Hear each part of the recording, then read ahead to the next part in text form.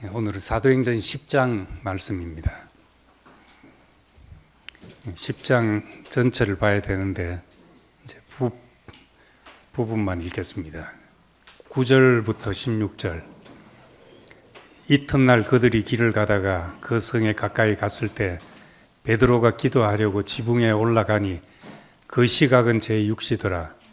그가 시장하여 먹고자 하며 사람들이 준비할 때 황홀한 중에 하늘이 열리며 한 그릇이 내려오는 것을 보니 큰 보자기 같고 내 귀에 매여 땅에 들이었더라.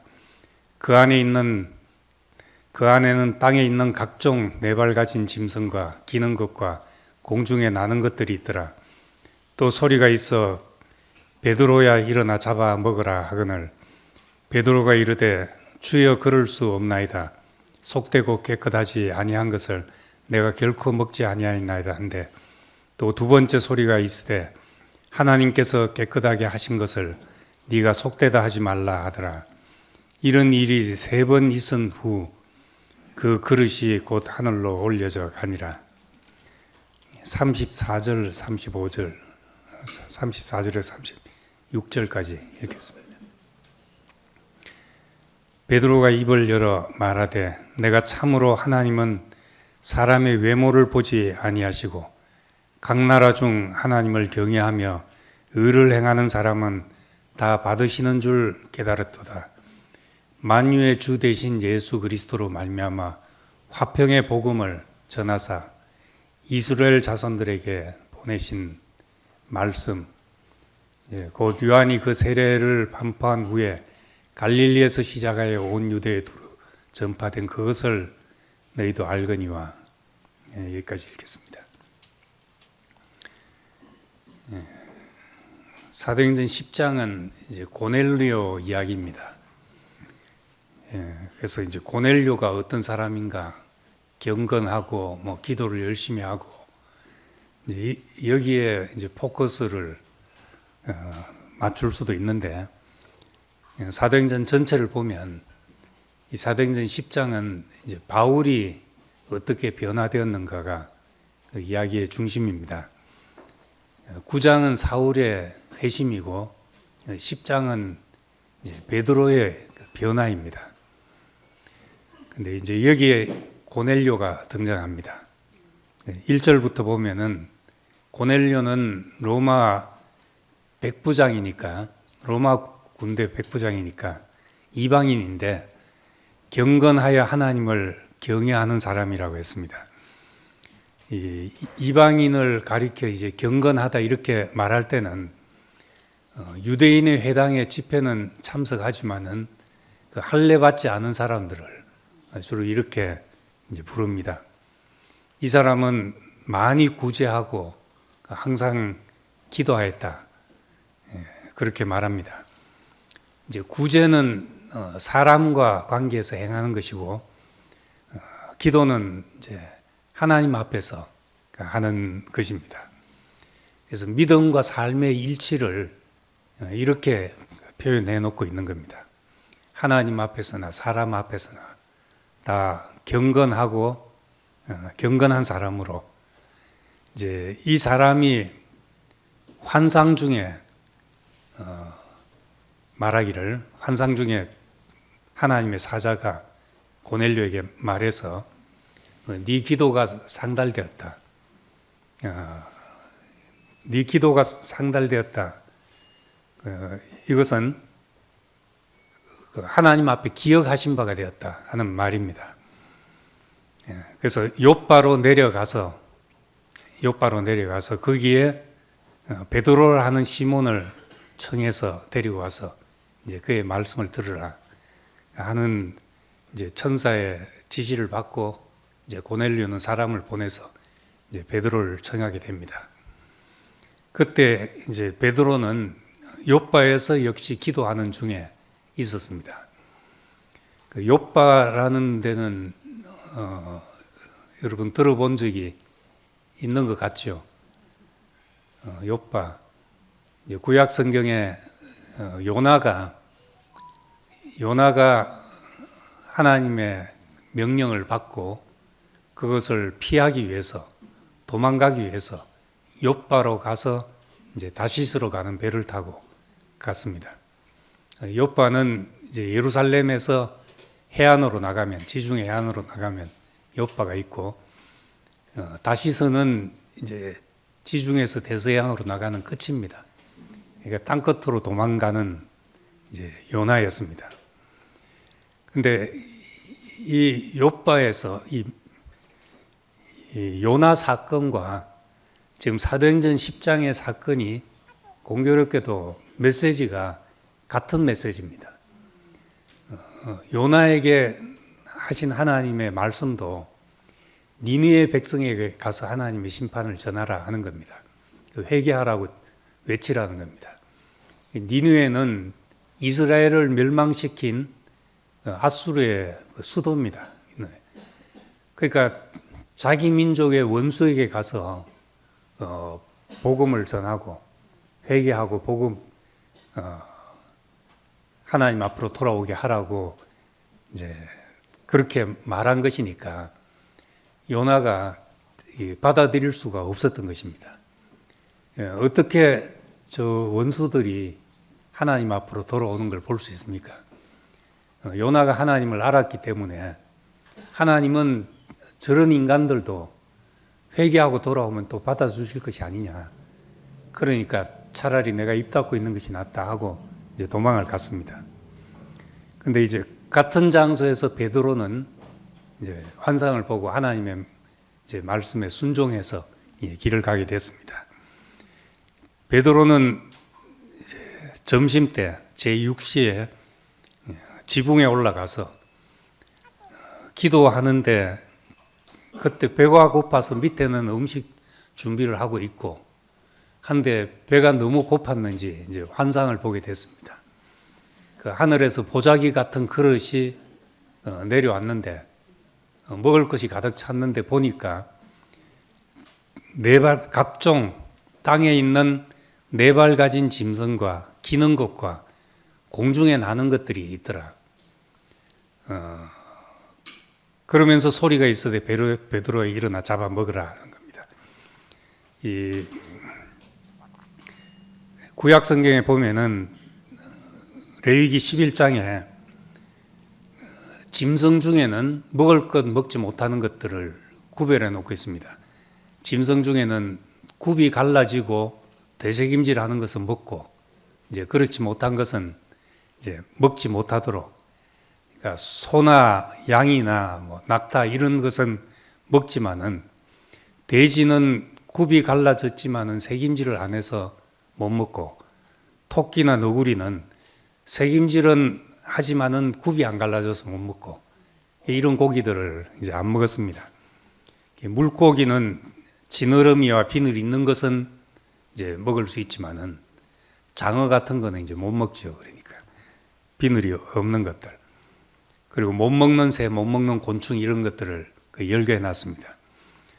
이걸 이제 또 인격적으로 해석해서 뭐 대새김질 하는 거, 말씀을 깊이 새기는 그런 사람과 같이 하라는 이제 그런 해석도 하고 하는데 어쨌든 이것은 이제 이스라엘의 중요한 규례였습니다. 이것으로서 이 말씀을 지키는 사람, 우리는 깨끗한 것을 먹고 사는 사람, 이 말씀이 없는 이방인들은 더러운 것을 먹고 사는 사람, 이렇게 가르게 됐던 겁니다. 베드로야 어서 이것을 잡아 먹으라 했는데 베드로는 주님 절대 그럴 수 없습니다. 저는 속되고 부정한 것을 한 번도 먹은 적이 없습니다. 절대 그럴 수 없습니다. 그때 들린 대답이 하나님께서 깨끗게 하신 것을 네가 속되다 하지 말라. 이것이 이제 오늘 사도행전 10장에 이제 하나님의 말씀이고 주된 메시지입니다. 하나님께서 깨끗게 하신 것을 내가 속되다 하지 말라. 베드로는 고집을 부렸겠죠. 그래도 못 먹습니다. 그래서 여기에 3번 이런 일이 있은 후에 그 보자기가 하늘로 올라갔다. 못 먹습니다. 먹어라. 3번 시경이를 벌렸단 말입니다. 그 베드로는 항상 이제 3, 4번 해야지 학습이 되는 사람입니다. 근데 이 단지 이것은 부정한 짐승에 대한 환상이 아니라 우리가 잘 아는 대로 부정하게 여기던 이방인들도 하나님이 깨끗게 하셔서 하나님의 백성이 될 수 있다는 그런 계시입니다. 지금 우리는 이제 이방인과 유대인의 문제, 우리는 남 얘기처럼 듣기 때문에 당연하게 뭐 하나 돼야지 이렇게 들을 수 있지만은 그때로서는 유대인들의 모든 관념을 뒤집는 그런 말씀이었습니다. 베드로가 지금 가 있는 곳이 무두장이 시몬의 집에 유숙했다고 했습니다. 욥바라는 해변가에 무두장이 시몬의 집. 무두장이는 가죽 제품을 만드는 그런 사람입니다. 이 가죽 제품을 만드는 게 요즘처럼 이 가공 공장이 잘 돼 있고 이런 것도 아니고 죽은 짐승의 시체를 가져다가 가죽을 가공하는 것이잖아요. 이게 천한 직업 중에 천한 직업이지요. 이 유대인들은 죽은 시체 만지는 것을 부정하게 여기기 때문에 시체를 가까이 하지 않는 관습이 있습니다. 근데 시체만 처리하고 있는 사람이니까 어쩌면 백정보다도 더 천한 직업을 가지고 있는 그런 사람이었습니다. 베드로는 그런 집에도 내려갔던 사람입니다. 그리고 사마리아 사람이 복음을 받고 회개하고 예수를 믿는다고 하니까 사마리아까지 내려갔던 사람입니다.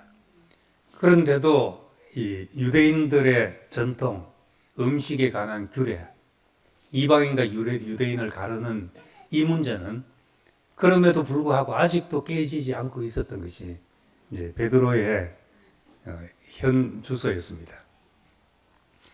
유대인은 왜 이방인을 사귀지 않는가? 우리가 더 의롭다고 생각하기 때문입니다. 우리가 더 옳고 더 깨끗하고 그렇게 생각하기 때문에 옳고 어렵고 깨끗하고 이거 다 좋은 것인데 그것이 사람을 갈라놓게 된 것입니다. 내 옳음이, 내 깨끗함이 누구를 정죄하고 있다면 그건 어쩌면 깨끗하지 않은 것보다 더 못한 형편이 될 수도 있습니다. 예수님이 비유로 어떤 사람이 이제 귀신이 들려서 있는데 귀신을 쫓아내니까 귀신이 나가고 그 집은 깨끗이 이제 비어 있었다는 겁니다. 그런데 귀신이 나가 돌아다니다가 갈 데가 없으니까 다시 옛날에 있던 곳으로 와보니까 너무 깨끗하게 청소가 잘 돼 있어가지고 여기 다시 들어가 살아야 되겠다고 친구 7을 더 데리고 와서 7 귀신이 더 든 상태가 되었다. 이게 무슨 비유인가 하면은 유대인들을 향한 질책입니다. 율법을 줘서 깨끗하게 했는데 깨끗하게 되고 나서 보니까 나중에 7배로 더 나쁜 상태가 되었더라는 거죠.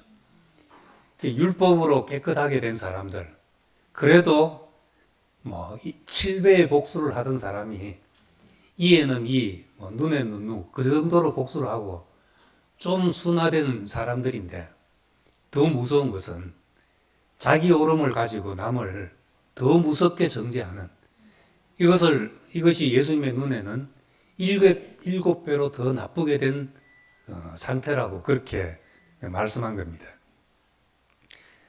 베드로도 유대인이었으니까 이제 그렇게 된 것입니다. 사람의 고정관념은 참 무섭습니다. 음식의 규례는 하나님의 말씀이기 때문에 유대인들에게 중요했습니다. 그런데 그 규례를 중요하게 생각하다 보니까 하나님이 말씀해도 안 듣는 겁니다. 왜 베드로는 그렇게 안 먹을 걸 안 먹고 그렇게 지켰느냐? 하나님을 섬기는 사람이기 때문에, 하나님의 은혜 입은 사람이기 때문에, 하나님의 말씀이기 때문에 지켰는데, 하나님의 말씀을 지키다 보니까 하나님이 말씀해도 안 듣는 사람이 된 거죠. 참 이상한 역설인데 이게 그 사람들의 습성인 겁니다. 먹지 말라는 말을 철저히 지키다 보니까 먹으라는 말을 절대로 못합니다. 이렇게 한 사람이 된 거죠. 근데 성경에 계시된 하나님은 먹으라 했다가도 먹지 말라 할 수 있고, 먹지 말라 했다가도 먹으라 할 수 있는 하나님. 오늘 내가 이 사람들을 심판하겠다 했을지라도 내일 회개하면은 마음을 돌이키고 은혜를 베푸신 하나님. 이렇게 묘사된 분입니다. 구름 기둥, 불 기둥처럼 늘 움직이는 분이었죠. 법궤를 만들 때도 고정시켜 놓지 않고 이동하도록 만들어 놨습니다. 이게 참 특별한 계시죠. 사람이 만든 것은 보면 항상 고정된 걸 만듭니다. 그런데 이 하나님의 계시 안에서 만들어진 법궤는 어디든지 이동할 수 있도록 내 고리에 막대를 끼워서 사람이 들고 이동할 수 있도록 그렇게 만들어 놓은 것입니다. 그러니까 이건 하나님은 움직이시는 분이기 때문에 그렇습니다. 고정된 분이 아니고. 근데 사람은 고정돼야 안심이 되기 때문에 항상 어느 시점에 가면 형상을 만들고 거기에 고정되려 한다는 겁니다. 금송아지를 만들려 했던 유대인이나 초막셋을 짓고 여기서 살자고 했던 제자들이나 다 좋은 곳에 그냥 머물러서 다 고정시켜 놓으려고 하는 거죠. 고정시켜 놓으면 그것은 이제 우상이 되는 겁니다. 이것이 이제 시대가 바뀌어서 이제는 지금은 금송아지 만들고 있지는 않지만은 또 어떤 교리나 제도로서 뭔가를 딱 규정해 놓으려고 하는 게 사람의 습성입니다. 아무리 정확하다 해도 사람이 진리라고 규정해 놓은 것은 어떤 움직이는 것의 한 단면에 불과하다는 겁니다. 사람도 사진을 찍어 놓으면 분명히 자기 사진인데도 마음에 드는 게 있고 마음에 안 드는 게 있잖아요. 토요일 아침에 이제 어저께 우리 아침 성경 공부한다고 모였는데 미나 자매가 늘 사진을 찍어 올리더라고요. 저 사진 찍혀 올리는 걸 정말 안 좋아하는데 뭐라 할 수도 없고 그래서 찍어 올렸는데 어제 사진 보니까 한순간 포착된 게 눈을 뜨다가 말고 입을 뭘 씹다가 말아가지고 개성 처리하게 이러네. 내가 봐도 웬 할아버지가 이미 올려진 걸 지울 수도 없고 이거 내가 아니다고 해도 할 수 없는 거예요. 근데 그게 이제 사진으로 찍어 놓으면 그런 장면이 나오는 거죠. 그 살아있는 사람에게서는 우리 사람이 기억 속에는 한 어떤 장면이 포착될 수 있지만은 늘 움직이는 것을 보잖아요. 사람도. 마찬가지로 하나님도 살아계신 분이고 돌로 지은 성전에 머물 수 없는 분, 고정돼 있을 수 없는 분이라는 겁니다.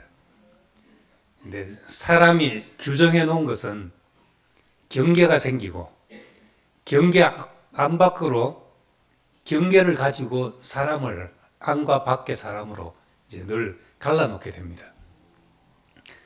그래서 어저께 사진을 보면서 하나님은 이런 분이야 할 때 내가 그 사진을 보고 이건 아닌데 하든 하나님도 그러시지 않겠나.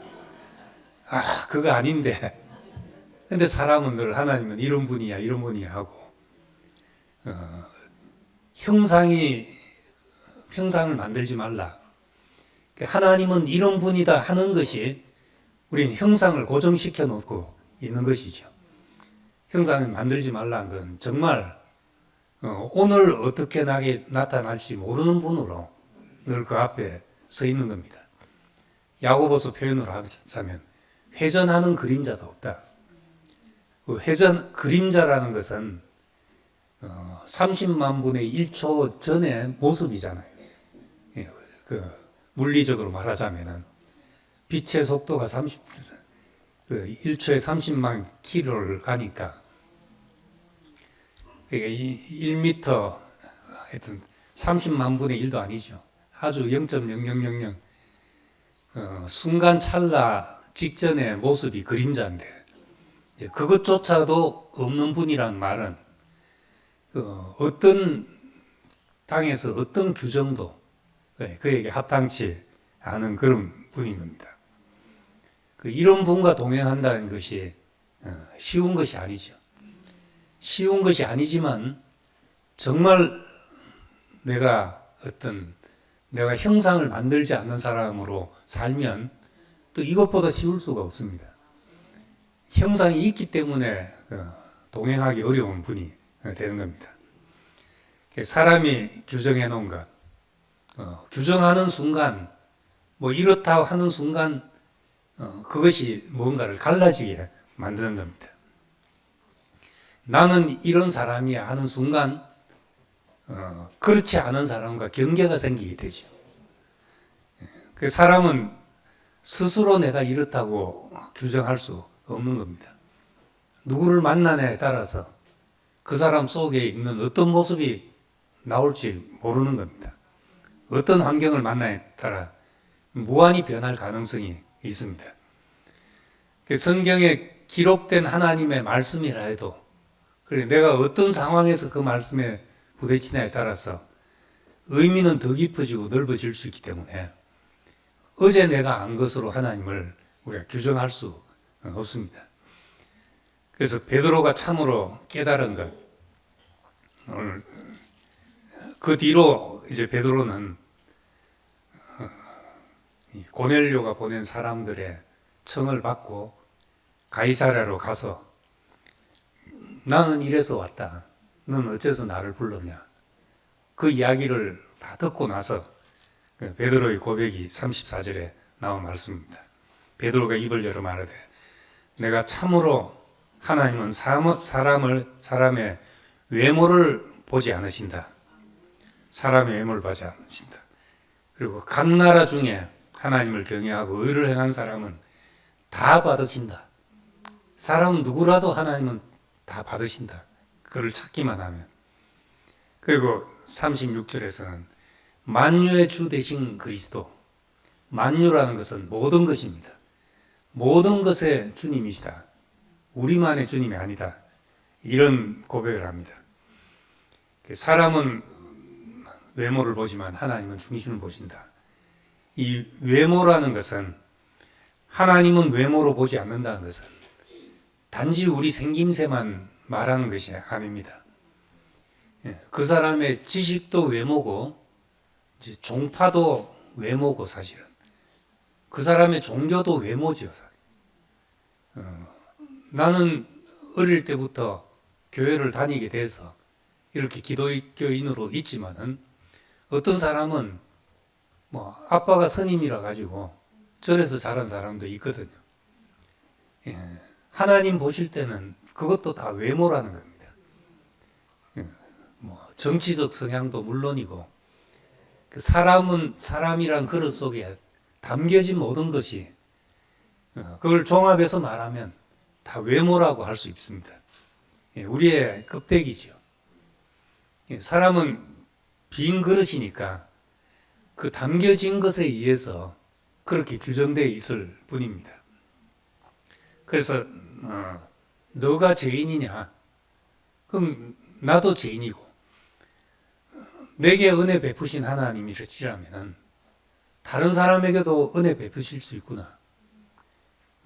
우리가 나는 그렇지 않습니다. 베드로가 나는 결코 먹을 수 없습니다. 그럴 수 없습니다. 했던 것은 베드로에게 베푸신 은혜였습니다. 그렇다면 다른 사람도 왜 그러지 않느냐가 아니고 저 사람에게도 내게 베푸신 그 은혜가 필요하구나. 그렇게 알게 됩니다. 이럴 때 우리는 외모를 벗고 보면 차이가 다 사라지게 되죠. 우리가 십자가 앞에 가면은 죽임 당하신 예수, 그 앞에는 죽음은 행위가 다 끝난 자리잖아요. 행위로 사람이 평가되는 자리가 아니기 때문에 오직 믿음이란 말이 나오게 된 것입니다. 이 세상은 이제 차이를 만들어야 경쟁에서 이기기 때문에 조금이라도 차이를 만들려고 합니다. 수능 보는 학생들은 1점이라도 더 받아서 동점에서 차이를 만들어야지 대학에 들어가고, 이것이 세상 원리입니다. 그런데 그리스도 안에서 이 화평의 복음, 화평을 누리자면은 차별이 끝나야 되는 것이죠. 차이가 끝나자면 하나님은 사람을 외모로 보지 않으신다는 이 눈이 우리에게도 열려져야 사람에게서 차이가 사라지게 되는 겁니다. 우리의 특성에 다 차이가 있습니다. 능력에도 차이가 있고, 그건 쓰임새의 차이지 우리 하나님 앞에서 그것으로 우리 가치가 매겨지는 것이 아니란 말입니다. 다 받으신다. 35절에 하나님은 하나님을 경외하며 그를 의를 행하는 사람은 다 받으시는 줄 깨달았다. 그리고 예수를 가리켜서 이 만유의 주라고 했는데, 신약 성경에서 예수를 만유의 주라고 한 것은 여기 한 군데뿐인 걸로 알고 있습니다.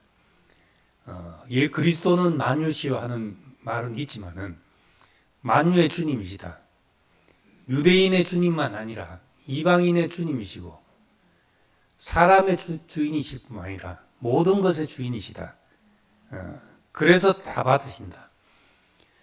내 선호로 갈라놓은 것, 지난주도 말했지만 이건 하나님의 부르심과 하나님의 쓸모와는 무관한 일이라는 겁니다. 그리스도는 사람의 주님이실 뿐만 아니라 모든 것의 주님이시기 때문에 만물을 그 발 아래 두었다고 했습니다.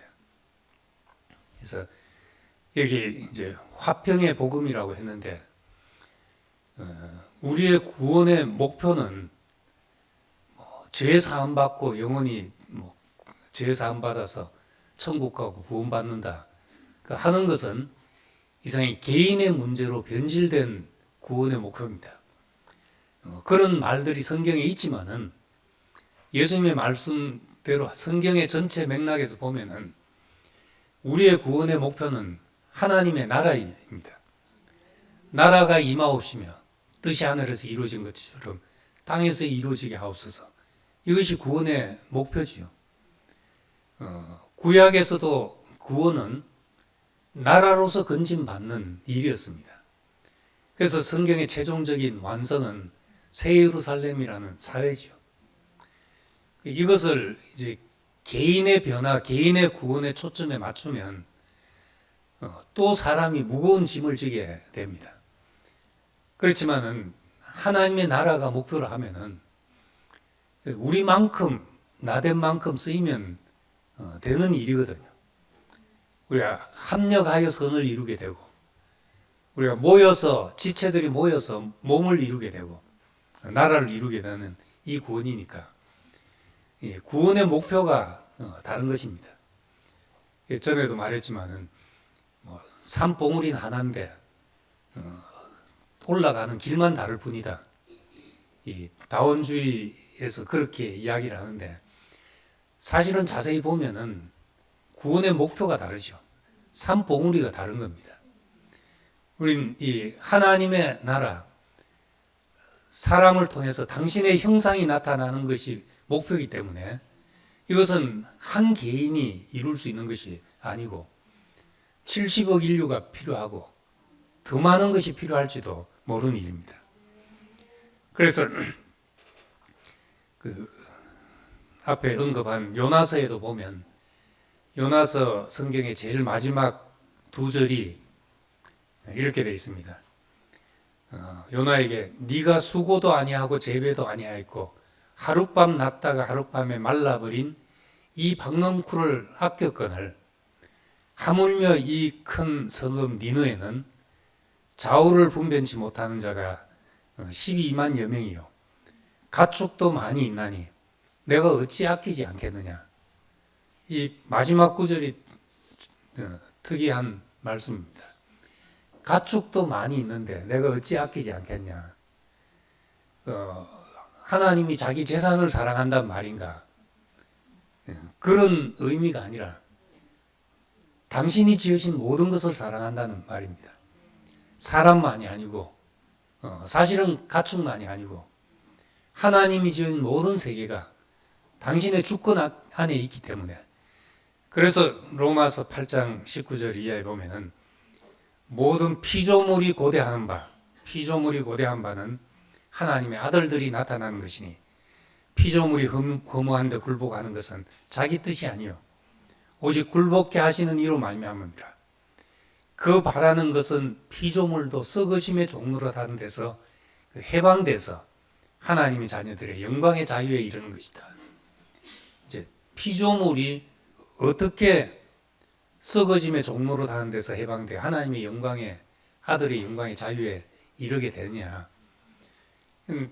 사람이 하나님의 아들들이 합당하게 하나님의 나라에 쓰이는 존재가 되면은 그 사람에 속한 모든 것이 합당하게 쓰여지게 되는 겁니다. 내가 나쁜 짓 하는 사람 같으면은 이 마이크와 책상과 모든 것은 나쁜 일에 함께 쓰이는 것이요. 그런데 내가 복된 것을 하고 있는 사람 같으면 내게 관계된 모든 것이 복된 것에 쓰이게 되는 겁니다.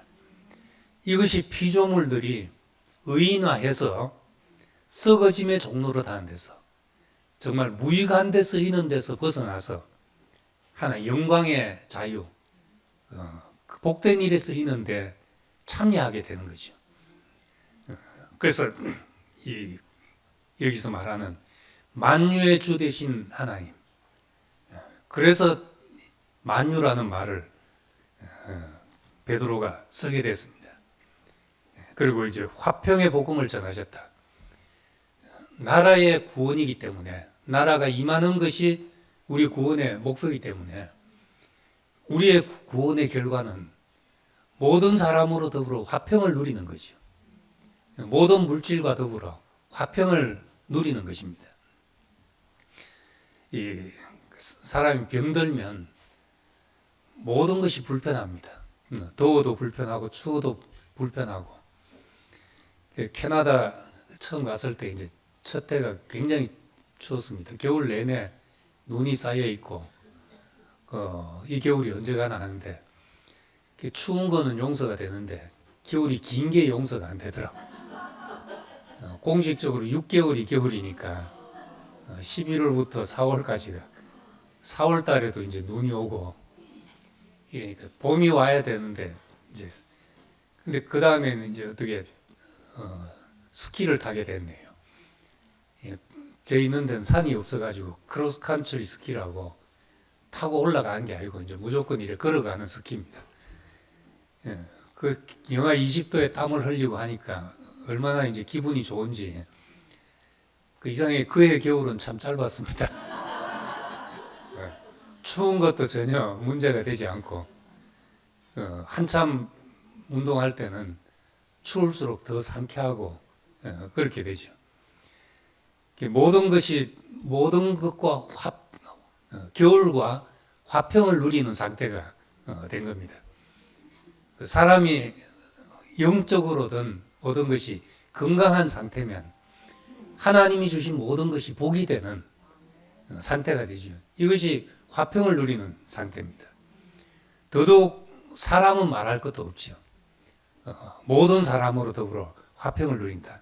이것이 우리가 세상에 전하는 화평의 복음입니다.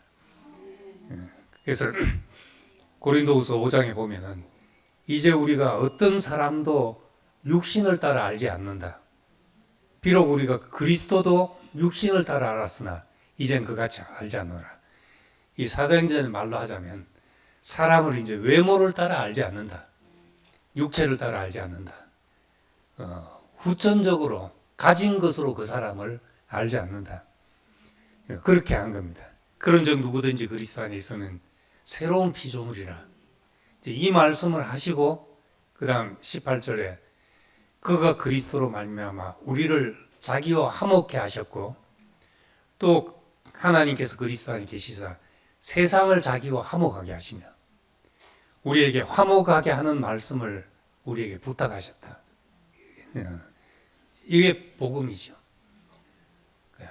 하나님 안에 그 시야에 우리가 동참하게 되면은 사람을 육신을 따라 외모를 따라 나누지 않고 그럼 우리는 그동안 있었던 모든 경계가 허물어지는 사람이 되어서 모든 것으로 더불어 화평을 누리는 사람이 되는 겁니다. 이것이 이제 정말 우리가 세상 앞에 전하는 복음이죠. 내가 깨끗해졌다. 나는 뭐 대단한 것을 알고 있다.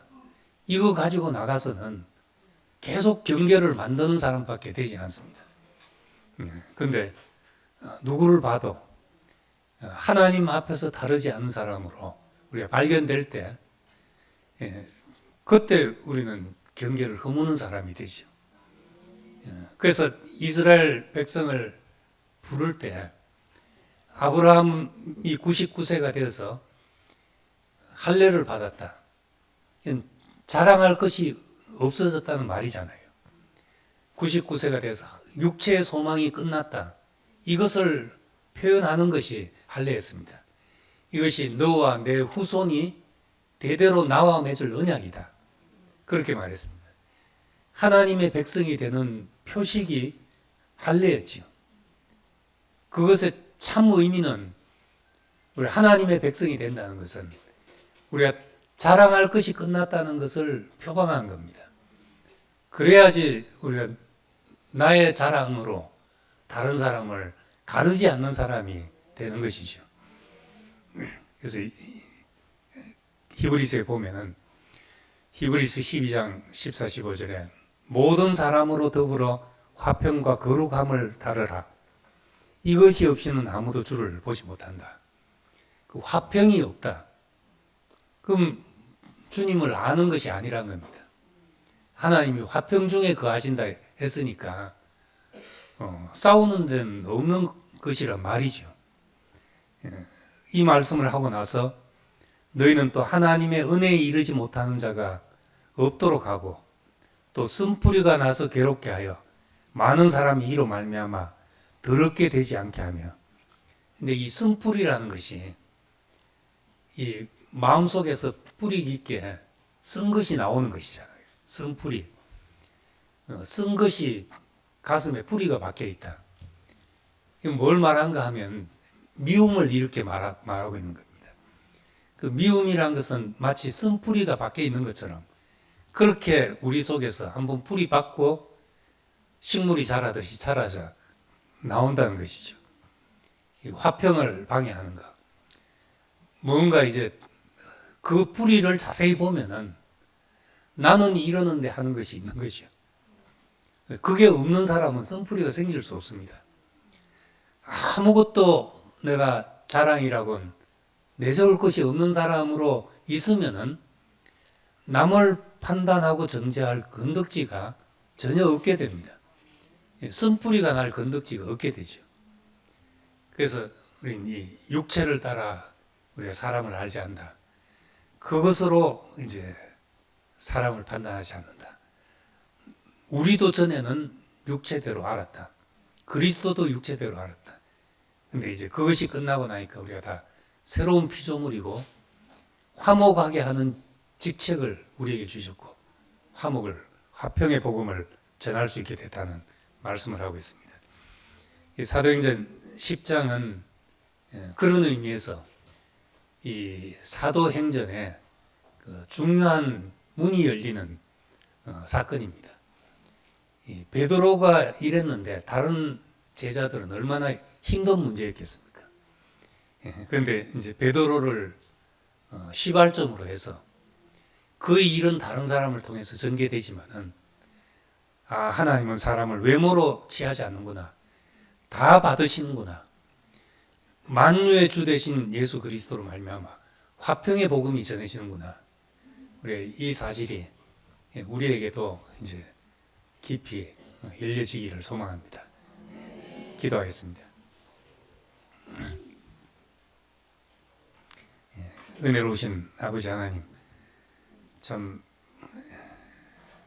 우리에게 있는 조그만 은혜라도 그것이 변질되어서 자랑이 되고 모든 것이 받은 것임에도 불구하고 받지 않은 것처럼 자랑하는 습성 속에 살았습니다. 우리가 받은 것이라는 것을 알 때 나와 너를 가릴 것이 다 사라지게 되고 사람을 외모로 취하지 않는 하나님 앞에서 한 형제로 이렇게 살게 됩니다.